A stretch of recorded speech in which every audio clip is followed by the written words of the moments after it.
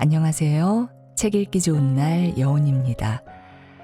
인생을 살다 보면 양 어깨가 무겁게 짓눌려 힘든 날이 있습니다. 인간관계는 마음처럼 되지 않고 반복된 일상은 힘에 부치기만 하고 미래는 두렵기만 합니다. 이럴 때 인생을 이끌어갈 수 있는 안내서가 있다면 얼마나 좋을까 하는 생각을 하게 됩니다. 우리보다 앞서 살았던 철학자들은 이런 불확실한 삶을 어떻게 대처해 나갔을까요? 지금 우리가 하는 고민들은 과거에 이 수많은 철학자가 했던 고민과 다르지 않습니다. 본래 철학이란 우리는 무엇인가, 우리는 어떻게 살아야 하는가와 같은 문제들을 고민하는 분야이기 때문입니다. 오늘 소개할 책은 인생에서 꼭 만나야 할 철학자의 말들, 니체처럼 사랑하고 세네카처럼 현명하게입니다.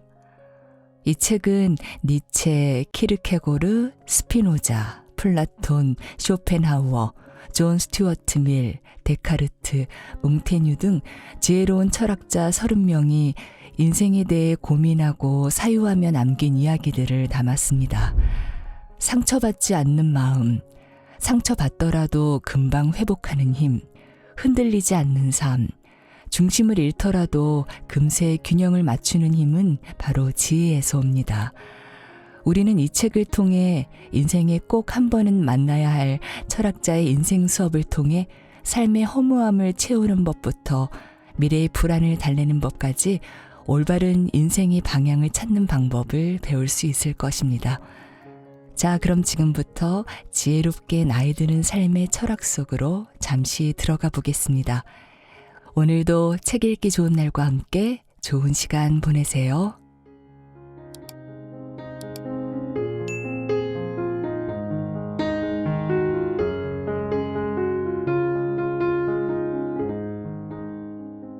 왜 나만 삶을 복잡하게 사는가?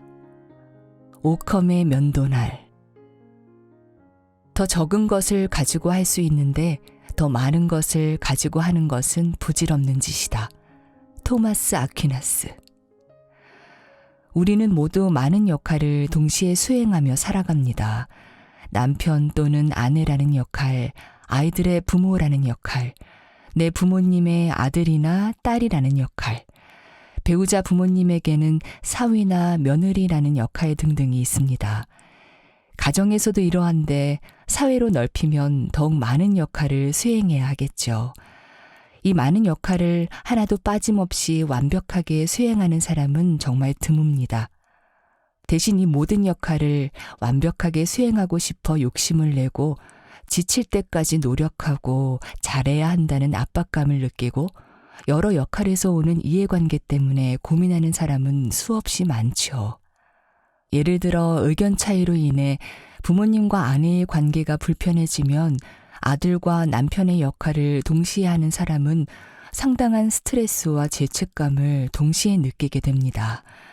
이럴 때는 생각할 것들이 너무 많이 떠오르고 신경 쓰거나 고려해야 하는 일들이 너무 많다고 느끼게 됩니다. 온통 얽히고 설켜 복잡한 실타래 같다고 느껴지는 일투성이가 되죠.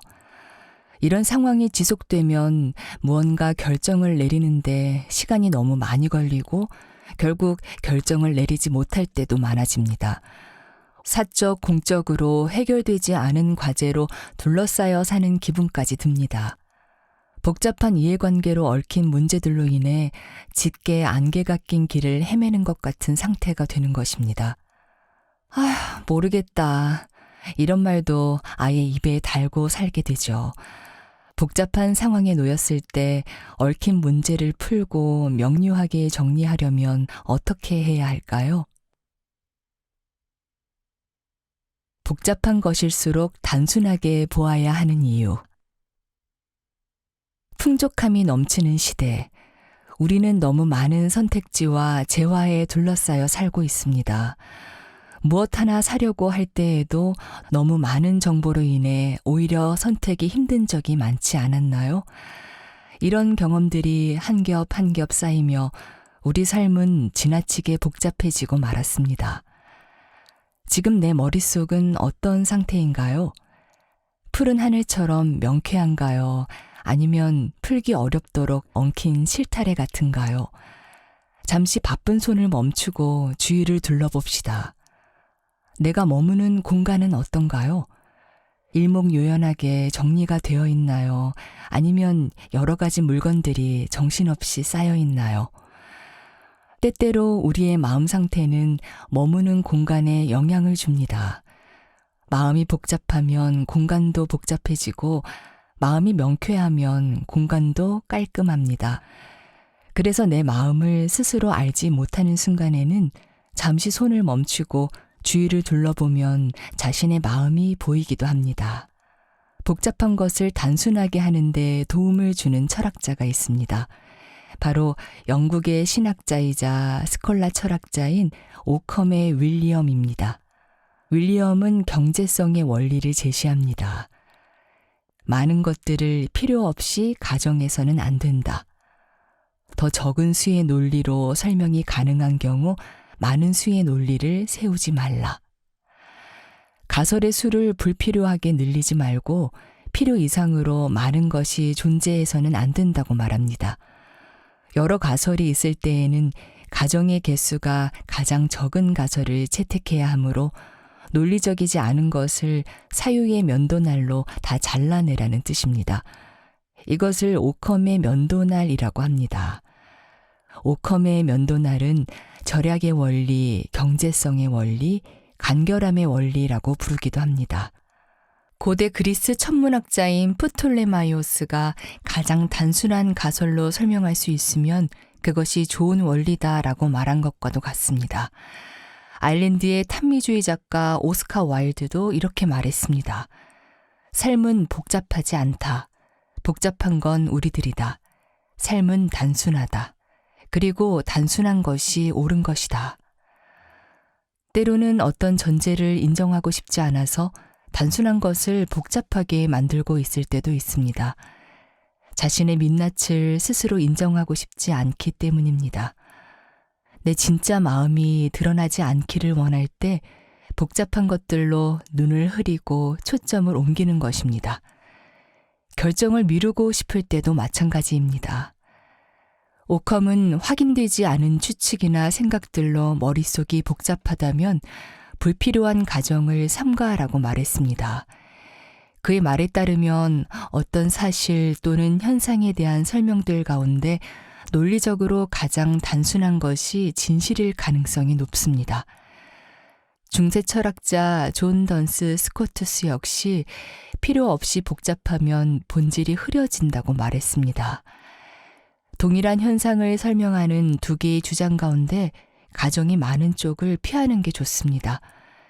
가정 하나하나에는 실현될 수도 있고 실현되지 않을 수도 있는 확률이 모두 내재되어 있습니다. 그러므로 가정의 수가 많아지면 많아질수록 어떤 현상의 인과관계에 대한 추론이 진실일 가능성은 낮아집니다.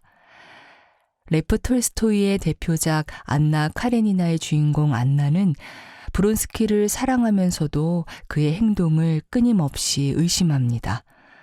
지속적으로 부정적인 가정을 하고 복잡한 상황을 상상하며 몸과 마음이 병들어갑니다. 마차에 탄 영애에게 인사할 때도 브론스키가 영애를 마음에 들어해서 웃는다고 생각합니다. 영애가 온 이유도 브론스키의 어머니가 브론스키와 영애를 이어주기 위해서일 거라고 추측합니다.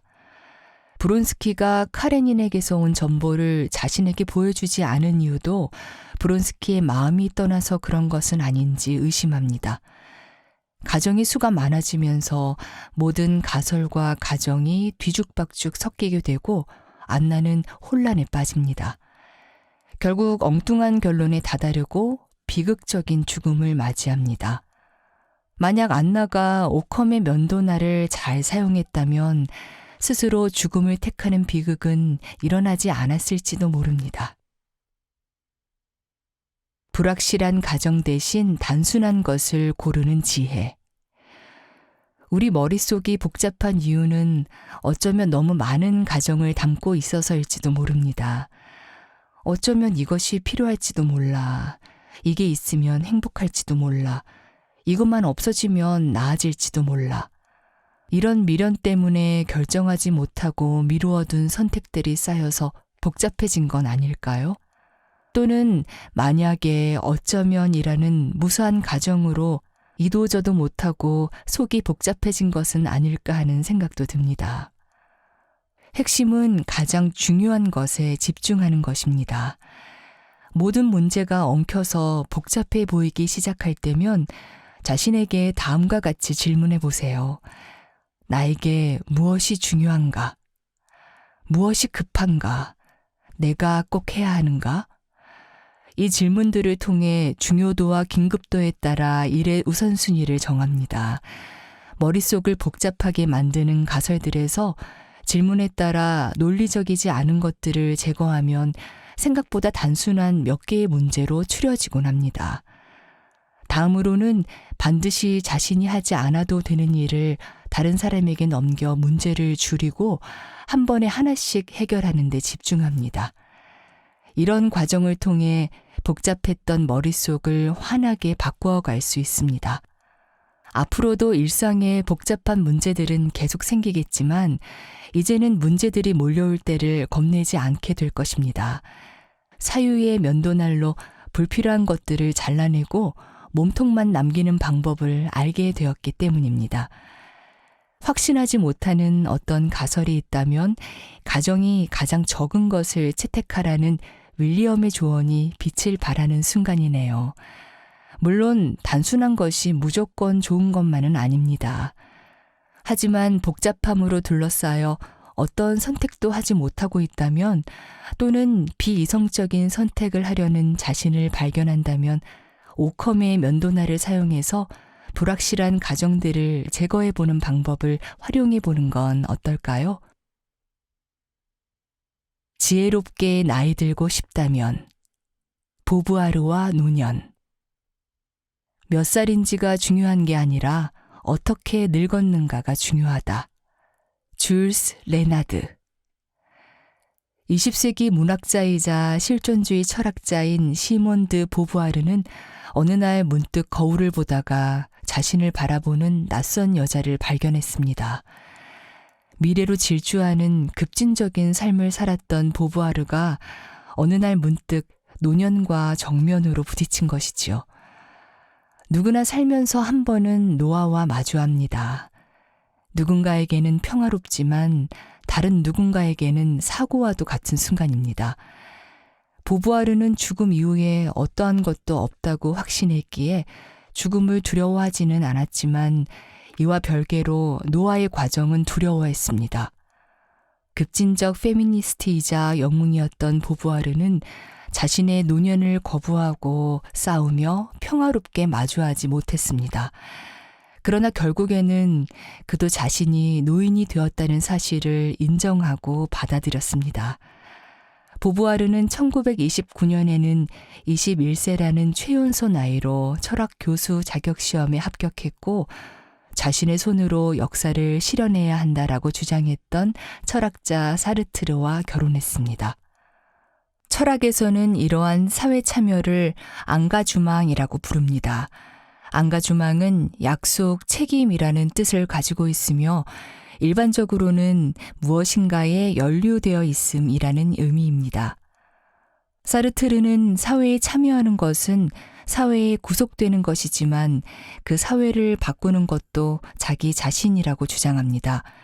보부아르는 이러한 앙가주망을 지지했고 이를 행동으로 옮겨 사회운동과 시위에도 적극적으로 참여했습니다.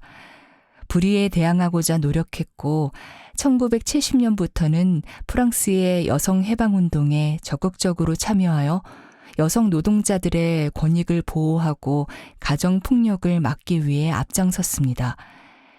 보부아르는 노인의 지위가 자신이 주체적으로 만드는 것이 아니라 타인에 의해 주어진다는 사실에 주목했습니다. 노인의 운명 역시 한 사회의 필요와 이해관계에 따라 결정되어 왔다고 주장합니다. 또한 자신의 저서 노년에서 늙음이 타인이 내리는 문화 사회적 판결이며 노인은 하나의 인간 존재 그 자체로서 가치를 인정받아야 한다고 지적했습니다. 지금이 바로 노인이 겪고 있는 개인적 사회적 문제를 해결해야 할 때라는 말과 함께 말입니다. 의미 있는 노년을 위한 준비. 부부와르는 나이가 들수록 스스로에게 솔직하고 개성을 잃지 않는 것이 중요하며 자신의 경험, 선택, 정체성을 있는 그대로 포용해야 한다고 말합니다. 사회적 기대나 외부의 압력에 따라 사는 것이 아니라 자신의 원래 모습, 즉 참 자아로 살아야 한다는 의미입니다. 흔히 노인을 허약하고 의존성이 강하며 가정이나 사회에 의미 있는 기여를 할 수 없는 무능력한 존재로 보는 경향이 있습니다. 보부아르는 여기에 굴복해 사회가 고정한 노년의 이미지를 연기하지 말고 자신의 능력, 관심, 욕구를 주장하라고 조언합니다. 또한 자신만의 고유한 특성을 지속적으로 탐구하고 표현하라고 조언합니다. 이는 나이와 전혀 상관이 없을 뿐더러 기존의 관심사와 새로운 관심사를 탐색하는 것은 여생을 잘 보내는데 큰 도움이 되기 때문입니다. 그럼 어떻게 해야 이러한 삶을 살 수 있을까요? 가장 중요한 것은 자신을 잘 알고 스스로 진실해야 한다는 점입니다. 인생의 여정에서 겪은 성공, 실패, 기쁨, 후회 등을 인정하고 깊이 성찰하면 자신의 진실한 모습을 만날 수 있습니다. 일기를 쓰거나 회고록, 자서전 등을 쓰고 다른 이들과 인생 이야기를 나누는 것 또한 큰 도움이 됩니다. 이런 활동을 통해 자아를 명확하게 이해하고 자신이 진정으로 원하는 것을 선택할 수 있습니다. 삶의 부조리와 모순을 인정하라. 보부아르는 동시대를 살았던 문학가이자 철학자 알베르 까미와 마찬가지로 삶의 부조리에 집중했습니다. 여기서 부조리란 삶이 이치에 들어맞지 않을 수도 있다는 것을 의미하며 실존주의 철학에서는 삶의 의미를 발견할 가능성이 없는 절망적인 한계 상황을 나타냅니다. 우리는 나이가 들면서 삶이 부조리하다는 사실을 더 명확하게 느끼기도 합니다. 보부아르는 노화에 직면할 때 삶의 부조리와 모순을 인정하는 것이 중요하다고 말합니다. 사람은 나이가 들면 들수록 합리적이지 않거나 불공평해 보이는 상황을 자주 만나게 됩니다. 이러한 삶의 부조리를 인식하는 것은 힘든 일입니다. 그러나 보부아르는 삶의 부조리를 인식해야 자유도 찾을 수 있다고 말합니다. 삶의 본질적인 비합리성을 받아들일 때 우리는 비로소 노년을 맞이할 감정의 갑옷을 입게 됩니다. 젊은 날에는 통제할 수 있는 것이 많지만 나이가 들면 수용의 방향으로 중심을 이동하는 지혜가 필요합니다. 여기서 말하는 수용은 체념과 다릅니다. 체념은 수용을 가장한 수동적 저항입니다. 그러나 수용은 삶의 모든 측면이 자신의 통제 범위 안에 있지 않다는 사실을 인정하는 것이지 삶의 주도권을 포기한다는 의미가 아닙니다. 삶에는 정해진 것이 없기에 자신의 인생에 스스로 의미와 가치를 부여할 수도 있습니다. 노인을 바라보는 사회적 기대나 연령의 한계와 상관없이 스스로 중요하게 여기는 방식으로 자신의 목적을 달성할 수 있습니다. 노화로 인한 변화는 신체적, 사회적, 인지적 한계를 가져옵니다. 그러나 실존적 자유는 이러한 한계에 의해 손상되지 않습니다. 보부아르가 말하는 자유는 자신의 관점, 사고, 태도를 결정할 자유입니다. 신체는 늙어가지만 정신은 자신의 경험을 해석하고 반응하며 의미를 부여할 수 있는 자유를 여전히 간직하고 있습니다. 보부아르는 개인의 자유와 그에 따르는 책임을 중요하게 생각했습니다. 노년기에도 당연히 선택의 자유가 있고 그에 따르는 결과에도 책임을 져야 한다고 보았습니다. 노화로 인해 나타나는 신체적, 사회적 한계가 있겠지만 그럼에도 자신이 중요하다고 생각하는 가치에 따라 선택하고 그 선택을 책임지라고 조언합니다. 이는 무엇이 아니라 어떻게에 집중해야 한다는 의미입니다. 노화로 인한 신체적, 정신적 변화를 자연스럽고 당연한 것으로 받아들이면 평화롭고 만족스러운 삶을 살 수 있습니다. 지금부터는 당신의 손을 떠난 시간에 스트레스 받지 말고 변화를 기꺼이 받아들이며 당신이 서 있는 오늘이라는 정원을 가꾸는 데 집중해 보면 어떨까요? 지나간 과거를 받아들인 당신의 정원은 고통, 후회, 절망과 같은 부정적인 감정 대신 희망, 즐거움, 좋은 관계와 같은 긍정적인 것들로 가득 찰 것입니다. 아름다운 노을이 드리워진 채로 말입니다.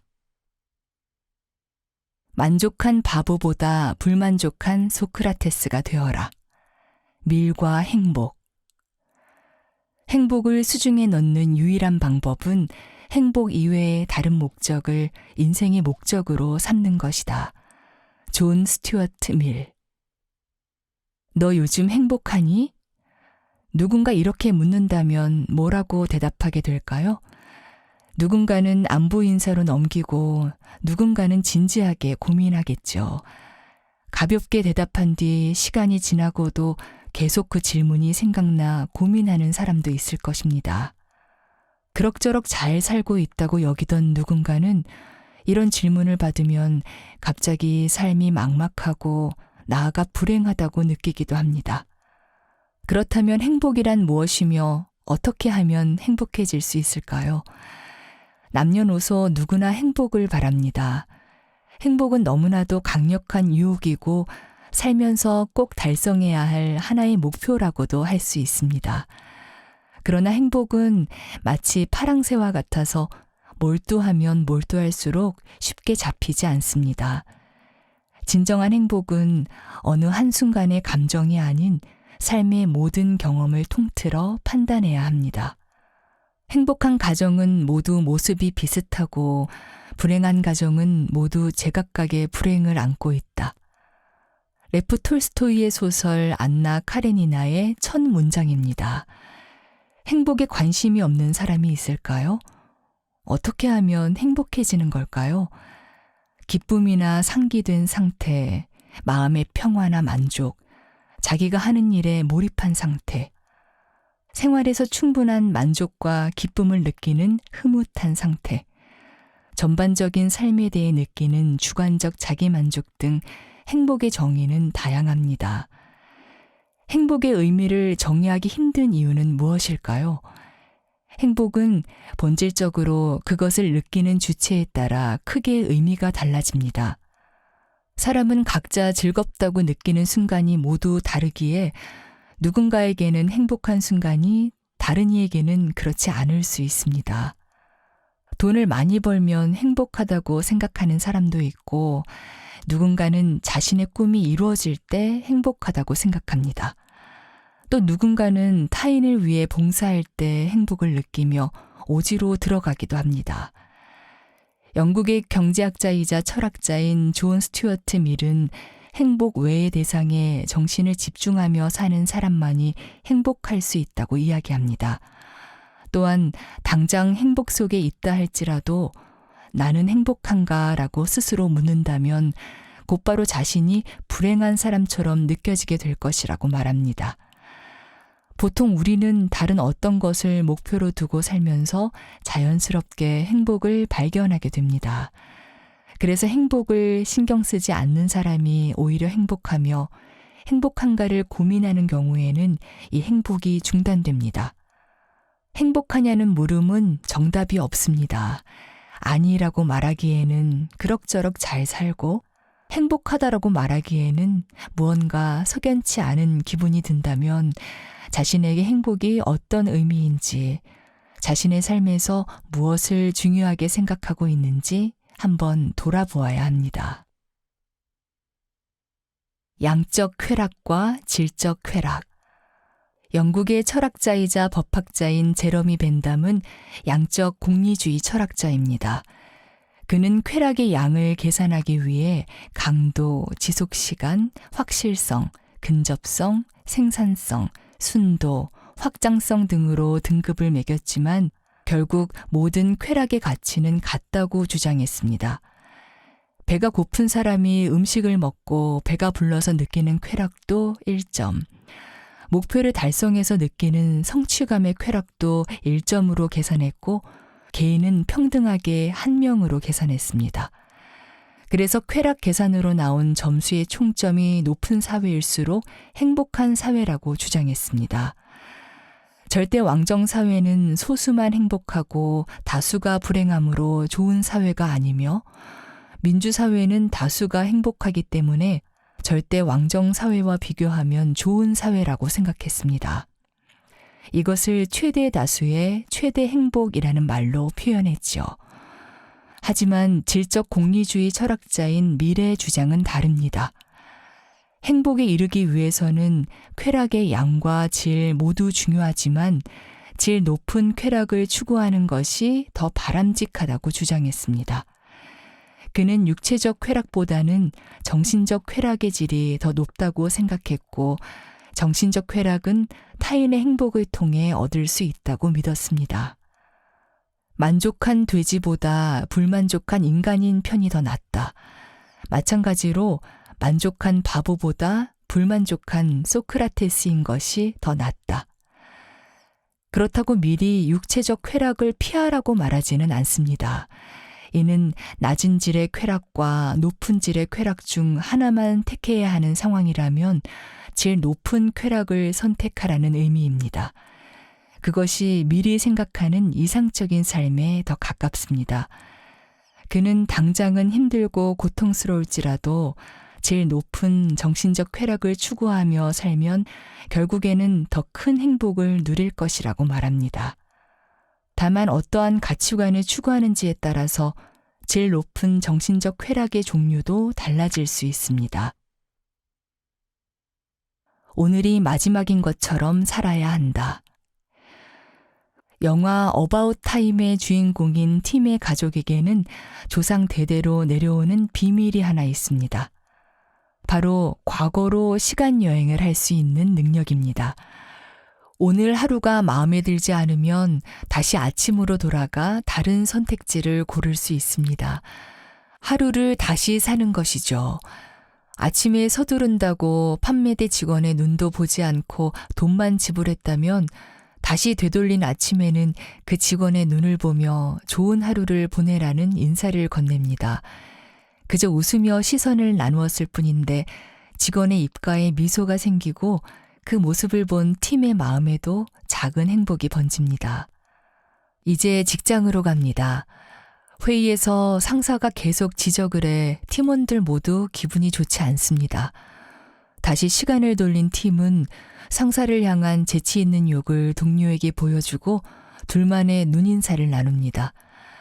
팀과 동료의 표정이 시간을 돌리기 전보다 한결 편안해 보입니다. 같은 상황이지만 팀은 단지 조금씩 다른 반응을 선택해 주위 사람을 행복하게 만들었습니다. 영화 끝에 가서 팀은 큰 결심을 합니다. 다시는 시간 여행을 하지 않고 날마다 삶의 마지막 순간인 것처럼 즐겁게 살기로 말입니다. 아침에 아내보다 먼저 일어나 아이들을 챙기고 자신이 대신 귀찮은 일을 도맡아 합니다. 학교에 딸을 들여보낼 때는 뒤돌아보는 딸에게 손을 흔들어 줍니다. 미리 말하는 진정한 행복이란 인간을 인간답고 고상하게 만드는 제일 높은 쾌락을 다양하게 느낄 수 있는 상태입니다. 진정한 행복을 맛보기 위해서는 타인의 행복을 위해 자신에게 주어진 고통도 감수해야 할 필요가 있습니다. 아침에 조금 더 자고 싶지만 배우자를 위해 먼저 일어나 아침을 준비하는 팀의 행동처럼 말입니다. 반대로 지금 행복하다고 느낀다면 타인이 나를 위해 고통을 감수한 결과일 것입니다. 이를 의식하고 감사한 마음을 가질 때 타인을 위해 고통을 감수하는 선순환이 일어난다고 말합니다. 우리는 이제 너 요즘 행복하니? 라는 질문에 답하려고 고민하지 않아도 된다는 사실을 알게 되었습니다. 그 질문에 집중하는 순간 현재 자신이 누리는 행복이 휘발된다는 사실을 깨닫게 되었기 때문입니다. 대신 자신의 인생에서 무엇이 소중하고 무엇을 지키고 싶은지를 스스로에게 물어봅시다. 주로 떠오르는 것은 일상의 작지만 소중한 순간들과 가족, 직장 동료 등등 언제나 자신의 곁을 지켜준 사람들의 얼굴일 것입니다. 매일 가진 것에 감사하고 이를 잘 가꾸어 지키기로 결심하는 것이 진정한 행복의 비결일 것입니다. 참된 관계를 원한다면 기억해야 할 것. 아리스토텔레스의 필리아. 성공적 결혼은 완벽한 두 사람의 결합이 아니다. 불완전한 두 사람이 서로 용서와 포용을 배우는 것이다. 달린 샤우트. 중년의 부모에게는 자식들이 모두 자라 집을 떠나는 시기가 찾아옵니다. 평소 시끌벅적한 집은 물론이고 그렇지 않던 집안이라도 함께 생활하던 가족의 부재는 어색함을 불러오기도 합니다. 남편과의 어색함에 대해 고민하며 많은 것을 물어보던 40대 후반의 진영 씨도 이와 같은 상황이었습니다. 얼마 전 두 아이가 방학을 맞아 단기 어학연수를 떠난 뒤 남편과 단둘이 식탁에 앉아 식사를 하던 진영 씨는 문득 내려앉은 침묵이 낯설고 불편하다는 생각을 했습니다. 남편이 싫은 건 아닌데 둘만 있을 때 어떤 대화를 나눴었는지, 어떤 시간을 보냈었는지, 어떤 분위기였는지 마치 기억이 삭제된 것처럼 생각나지 않았습니다. 진영 씨 부부는 지난 18년 동안 아이들을 키우는 데 중점을 두고 살아왔습니다. 이제 어느 정도 아이들이 자라서 생활에 여유가 생기자 그동안 바쁘게 살아오느라 남편과의 사이가 서먹해진 것을 자각한 것입니다. 진영 씨는 어떻게 남편에게 다가가야 할지, 어떻게 하면 남편과 다시 깊고 의미 있는 관계가 될 수 있을지 고민하고 있었습니다. 진영 씨 가족은 아이들까지 모두 4명이지만 먼저 가정의 중심인 부부의 관계를 회복해야 합니다. 연애할 때의 불꽃 튀는 사랑이 아니라 서로 교감하고 인격적으로 가까워지는 시간이 필요할 것입니다. 가정이 잘 유지되기 위해 필요한 사랑. 아리스토텔레스는 17세에 아테네로 유학을 와 플라톤의 교육기관인 아카데메이아에서 플라톤이 죽을 때까지 20년 동안 수학했습니다. 그는 플라톤의 수제자였으며 동시에 플라톤을 비판적으로 계승했습니다. 플라톤과 아리스토텔레스의 형 이상학에는 많은 차이가 있습니다. 플라톤은 천상의 세계에서 이데아를 추구한 반면 아리스토텔레스는 현실에서 본질을 추구하는 현실주의 철학을 주장했습니다. 플라톤이 죽은 뒤 이곳저곳을 떠돌던 아리스토텔레스는 50세에 아테네로 돌아와 리케이온에서 리케이온 학원을 세웁니다. 아리스토텔레스는 나무가 우거진 가로수길을 산책, 소요하며 강의하고 논의하는 것을 즐겼는데 여기에서 유래되어 그의 학파를 소요학파라고 부릅니다. 이곳에서 가장 원숙한 사색을 담은 책 니코마코스 윤리학을 완성합니다. 아리스토텔레스의 니코마코스 윤리학은 도덕에 대한 그의 철학을 담은 10권의 책인데 8권과 9권의 필리아라는 개념이 나옵니다. 우애 또는 형제로 번역되는데 에로스, 아가페, 스토르게와 함께 고대 그리스에서 말하는 사랑의 4가지 종류 중 하나입니다. 필리아, 우애, 우정, 서로 간의 교감.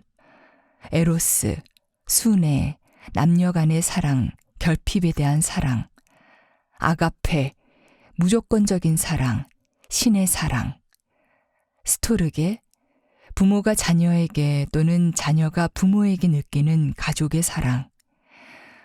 사회심리학에서는 스토르게가 필리아를 가리키는 용어로 사용되기도 하지만 다소 일방적이고 비대칭적인 경향이 있는 스토르게는 상호 대등한 관계를 바탕으로 하는 필리아와는 다릅니다.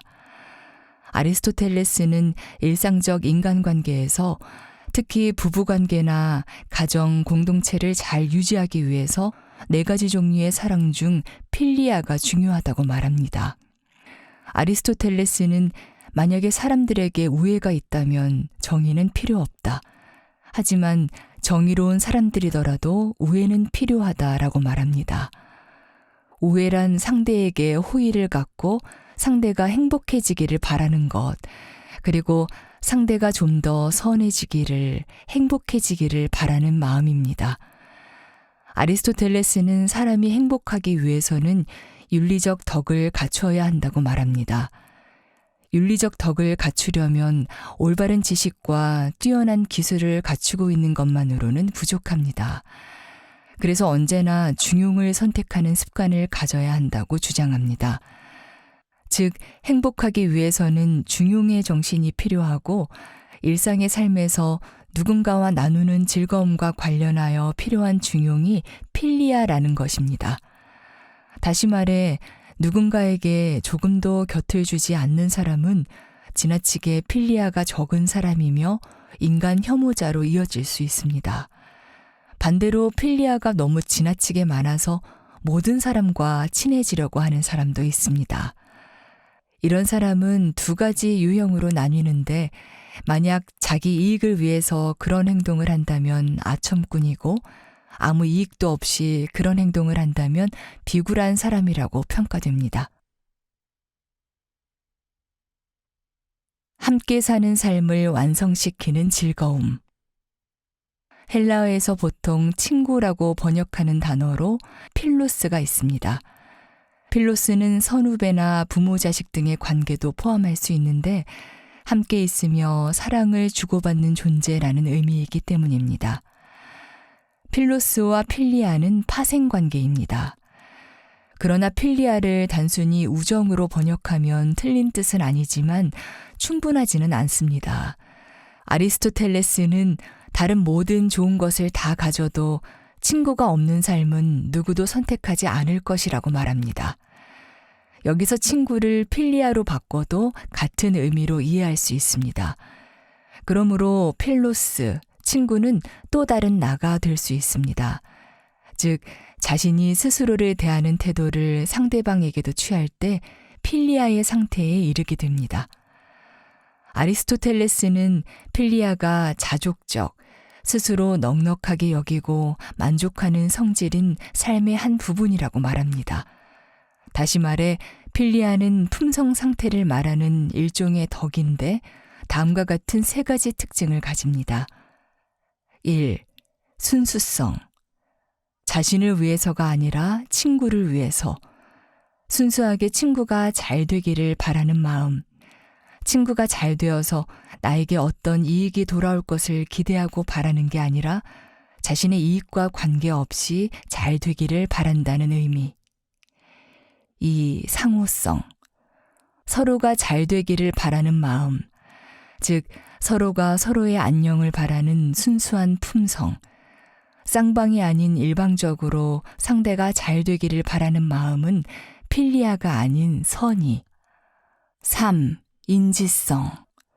서로에게 선의를 갖고 상대방이 잘 되기를 바라며 서로가 그 사실을 아는 것. 서로 잘 알지 못하더라도 서로가 서로에게 선의를 가질 수 있지만 친구라고 부르지는 않음. 아리스토텔레스는 필리아란 함께 사는 삶을 완성시키는 즐거움이라고 말합니다. 함께 산다는 말의 의미는 단순히 공간을 공유한다는 의미가 아니라 서로 생각과 말을 나눈다는 의미입니다. 그래서 아리스토텔레스는 인간적인 사회성을 완성시키는 즐거움이 바로 필리아라고 말합니다. 필리아와 연결한 필로스는 또 다른 나, 즉 자아의 연장으로 보기 때문에 친구와의 교제는 연장된 자기 자신을 바라보는 성찰의 시선을 담은 자기 반성과도 같습니다. 그리고 이는 자기 스스로가 자신을 반성할 때보다 더 좋은 기회를 준다는 말입니다. 죽음을 잘 준비해야 하는 이유. 세네카와 죽음. 인간이 품고 있는 죽음의 공포는 모두 자연에 대한 인식의 결여에서 유래한다. 루크레티우스. 삶의 길이보다 더 중요한 것. 죽음을 제대로 마주해야 하는 이유는 단순합니다. 죽음을 알아야 삶을 사랑할 수 있기 때문입니다. 죽음에 대한 성찰은 곧 삶에 대한 통찰입니다. 인생의 중요한 전환점에서 어느 방향으로 가야 할지 고민 중이라고 가정해 봅시다. 만약 더 이상 내일이 존재하지 않는다면, 또는 몇 년 뒤 사랑하는 사람이 이 세상에 없다면 어떤 선택을 내리겠습니까? 삶을 영원한 재화로 여길 때와 죽음이 찾아온 상황을 가정했을 때의 선택은 서로 다를 수밖에 없습니다. 프랑스 철학자 미셸 드 몽테뉴는 영원히 사는 삶이 얼마나 참기 힘들고 고통스러울지 생각해 보라고 말합니다. 또한 죽음에서 고통과 두려움의 쓴맛이 나는 이유는 인간이 너무 성급하게 죽음을 끌어안는 것을 막기 위함이라고 이야기합니다. 즐거움과 고통이 공존해야만 삶과 죽음 그 어디에서도 달아나지 않을 테니까요.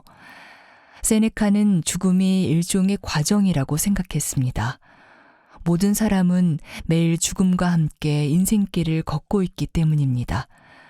죽음의 많은 부분이 이미 진행되었고 지금 이 순간에도 우리는 죽어가고 있습니다. 태어난 뒤로 유아기를 잃었고 더 자라서는 청소년기를 잃었고 곧 청춘도 잃어버릴 것입니다. 그러나 사람들은 죽음이 저 멀리에 있다고 생각하고 자신과는 관련이 없는 문제로 여기고 싶어 합니다. 이러한 마음가짐은 내가 얼마나 오래 살 수 있는지에 집착하게 만듭니다. 세네카는 그보다 삶의 질이 훨씬 더 중요하다고 이야기합니다. 수명은 사람이 정할 수 없지만 고귀한 삶은 누구나 선택으로 쟁취할 수 있기 때문입니다. 얼마나 오래 사느냐가 아니라 얼마나 잘 사느냐가 중요한 것이죠. 흰머리와 주름은 그저 이 세상에 오래 존재했다는 사실을 보여줄 뿐이며 진정으로 오래 살았다는 증거는 될 수 없습니다. 얼마를 살았든 하찮게 살았다면 그저 찰나의 순간을 살았을 뿐입니다. 드라마 눈이 부시게에는 아나운서 시험에 계속 떨어져 힘들어하는 주인공의 모습이 나옵니다. 이때 주인공의 엄마가 이렇게 말합니다. 잘난 것은 타고나야 하지만 잘 사는 거는 너 할 나름이야. 이처럼 매 순간 고귀한 삶을 살기로 선택하는 것만이 우리가 할 수 있는 영역입니다. 죽음은 삶을 사랑하게 하려고 존재한다. 세네카는 폴리비우스에게 보내는 위로에서 어쩌면 자연은 고통스럽고 가혹한 인간의 삶을 위로하기 위해 죽음이라는 시련을 모두에게 내린 것이 아닐까라는 이야기를 합니다. 죽음이 모두에게 공평하다는 사실에서 위안을 찾은 것입니다. 실제로 우리는 모든 인간은 반드시 죽는다라는 보편적인 진리의 공정함을 느낍니다. 또한 왜 타인에게 분노하고 화를 내냐는 말도 전합니다. 부자든 가난한 자든 건강하든 병약하든 모두에게 죽음이 평등하게 다가오고 있으니 더 중요한 것에 집중하라고 강조하면서 말이죠. 그림책 나는 죽음이에요의 주인공은 죽음입니다. 생이 생의 일을 하듯 죽음도 자신의 일을 합니다. 그러나 흔히 생각하는 두렵고 무서운 이미지와는 달리 자신이 데려가는 생명에게 따뜻하고 다정한 모습으로 함께합니다. 떠나기 싫어하는 이의 등을 토닥이기도 하고 걷지 못하는 이는 안아줍니다. 그 누구도 죽음을 피할 수 없기에 사람들은 모두 죽음을 걱정하고 두려워합니다. 그러나 우리를 정말로 힘들게 하는 것은 죽음 그 자체가 아니라 죽음에 이르게 하는 원인과 과정이 아닐까요? 세네카는 죽음을 향한 공포에서 벗어나면 죽음은 우리를 돕는 지혜로운 스승이 될 수 있다고 말합니다. 죽음이 늘 자신과 동행하고 있다는 사실을 떠올리면 살아있는 동안 조금이라도 더 나은 선택을 하고 싶어집니다. 또한 조금 힘들고 돌아가더라도 의미 있고 옳다고 생각하는 길을 선택할 용기가 생깁니다. 유한한 삶이기에 생이 더 소중하게 느껴지는 것입니다. 오늘 밤 무슨 일이 일어날지, 지금 이 시간이 계속 이어질지 그 누구도 알 수 없습니다. 죽음은 바로 우리 등 뒤에 있습니다. 더 이상 시간을 지체하지 마세요. 살아있는 동안 주변의 사람을 더 힘껏 사랑하고 지금 이 순간을 더 진실하고 충만하게 사세요. 이처럼 죽음을 생각할수록 삶을 더 사랑하게 되니 죽음에게 고마운 마음이 듭니다.